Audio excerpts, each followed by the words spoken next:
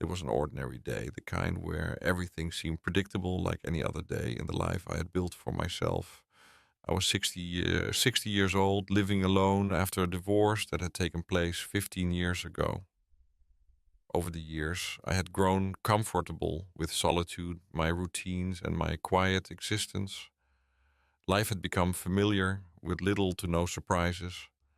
I had gotten used to living alone, and though there were moments of loneliness, it was something I could handle.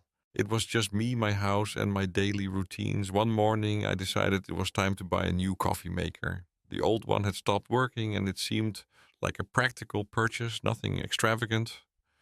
It wasn't a decision that I thought would change my life, but little did I know this simple task would lead to a chain of events that would completely alter the course of my day and perhaps even my life. I went to the store and a young man named Jake helped me find a coffee maker. He was polite, full of energy, and eager to assist. After I made the purchase, he offered to deliver it to my home. At first, I thought it would be a small favor, nothing more, but I couldn't have been more wrong. Little did I know this act of kindness would set in motion something I hadn't expected, something that would leave me questioning everything I thought I knew about myself. Jake, only 23 years old, was full of youthful energy. When he arrived at my house, I greeted him with a smile and invited him inside. I didn't think much of it at first. It was just a coffee maker, after all. But the moment Jake stepped inside, I realized something. I had left personal items out on the couch, items that I hadn't intended to share with anyone, things that were deeply personal to me. My toys, some old clothes I wore around the house, things I had never expected anyone else to see. They were there in plain view. Jake stepped into the room and his gaze immediately landed on these items. I felt my face flush with embarrassment. He didn't say anything right away, but I could tell he had noticed. I quickly scrambled to try and brush it off, saying, "Let's pretend you didn't see any of that," my voice trembling slightly. I hadn't intended to let him see such personal things, and now it felt like I was being exposed in a way I wasn't prepared for. But Jake, with his usual smile, responded lightly, "Whatever you say, but these things don't exactly go unnoticed." It was a comment that could have made me feel more awkward, but somehow the way he said it made me feel strangely at ease. It wasn't judgment. There was no discomfort in his voice, just an acceptance that helped dissolve the tension in the room. I realized then that maybe I didn't need to hide those things after all. We all have our personal lives, our quirks and idiosyncrasies, and maybe, just maybe, it was okay to let someone else see them. As Jake set up the coffee maker, we continued talking. With every word he spoke, I felt a growing sense of connection. It wasn't just about setting up a coffee maker anymore. There was something deeper in the way we were communicating, something unspoken but felt. Jake had a way of talking that made me feel seen, understood. His curiosity about my life didn't feel invasive, but instead it felt comforting. He was interested, but not in a judgmental way. He made me feel human, and for the first time in a long time, I felt like someone actually wanted to know me beyond the surface. Jake smiled again and said something that resonated with me. It's completely natural to have these things when you live alone. We all have needs, don't we? His words were simple, but they held a kind of wisdom.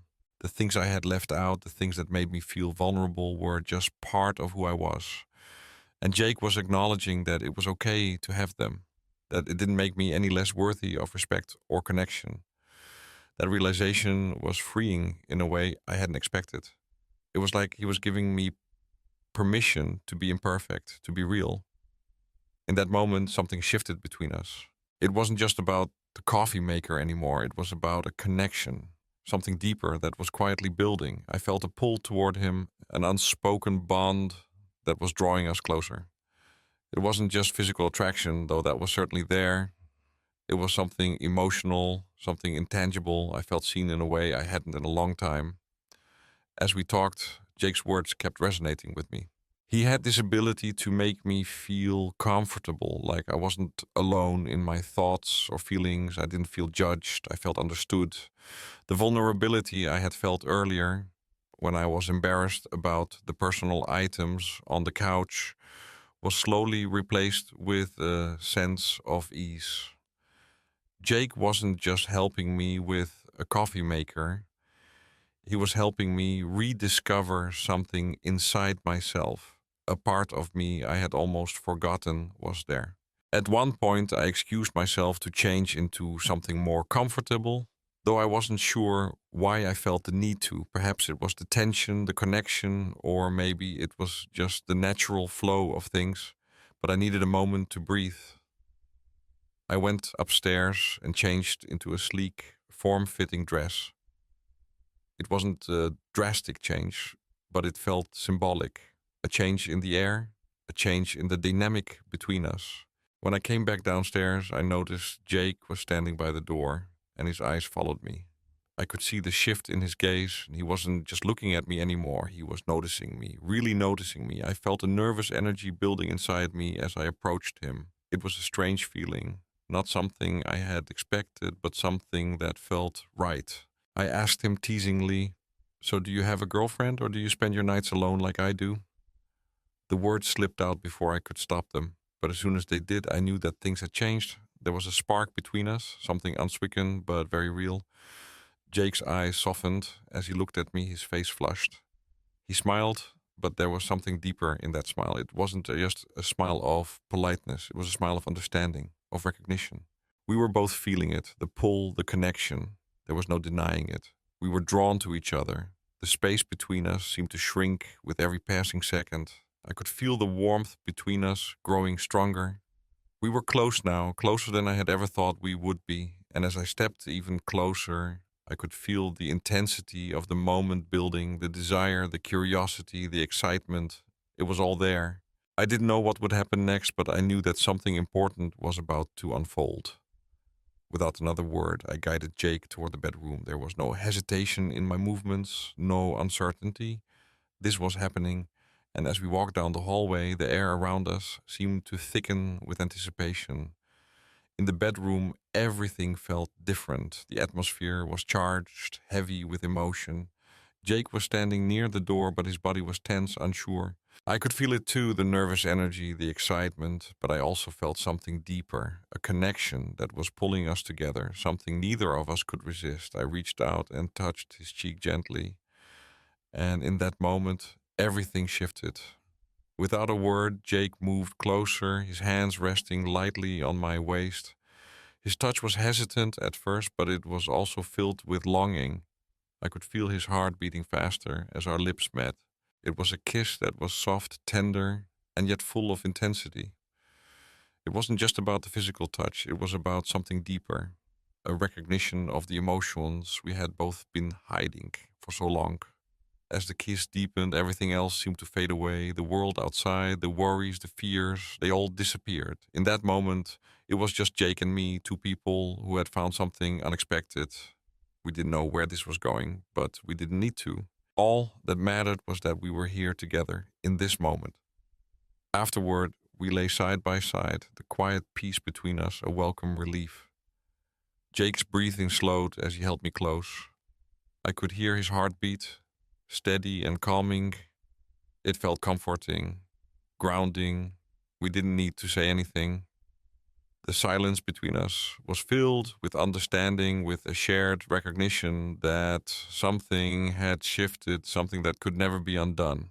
Jake's voice broke the silence. "I've never felt so calm before," he whispered. His words were soft, filled with sincerity. I could feel the same peace that he did. It wasn't just about the physical connection, it was about the emotional bond that had formed between us, something that was more profound than either of us had expected. I smiled, resting my head against his chest, and whispered, "I feel the same. Just being here with you feels like something I've been searching for." Then we lay there together in the quiet, letting the moment wash over us. The lesson, life's unexpected gifts. As I lay there with Jake, I realized something profound. Sometimes the best things in life come when we least expect them.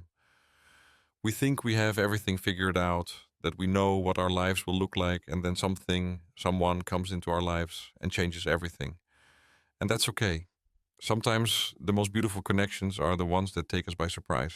We spend so much time thinking about the future, worrying about what might happen next, but the truth is, the best moments in life are often the ones that happen when we stop overthinking and just allow ourselves to live in the moment. Life is full of surprises, and we never know what's waiting for us around the corner. The only thing we can do is embrace it when it comes. So here's the lesson: don't be afraid to take chances. Don't be afraid to let go of control and embrace the unexpected. Life is too short to keep waiting for the perfect moment. Sometimes the best moments are the ones that happen when we least expect them.